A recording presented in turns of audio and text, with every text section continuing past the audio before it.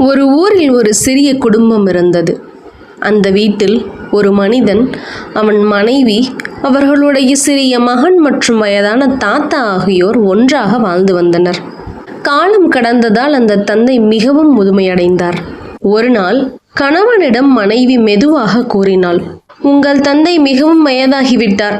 அவரை ஒரு முதியோர் இல்லத்தில் விட்டுவிடலாம்." அந்த வார்த்தைகள் கணவனின் மனதில் பதிந்து விட்டது.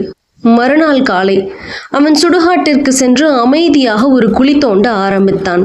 அருகில் நின்று கொண்டிருந்த அவன் மகன் ஆச்சரியமாக கேட்டான், "அப்பா, என்ன செய்கிறீர்கள்?"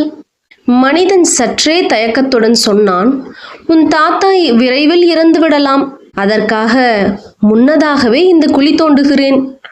அதை கேட்ட அந்த சிறுவன் ஒரு நிமிடம் யோசித்து நிதானமாக சொன்னான், "அப்பா, அப்படியானால் உங்களுக்காகவும் நான் ஒரு குழி தோண்ட ஆரம்பிக்கிறேன்."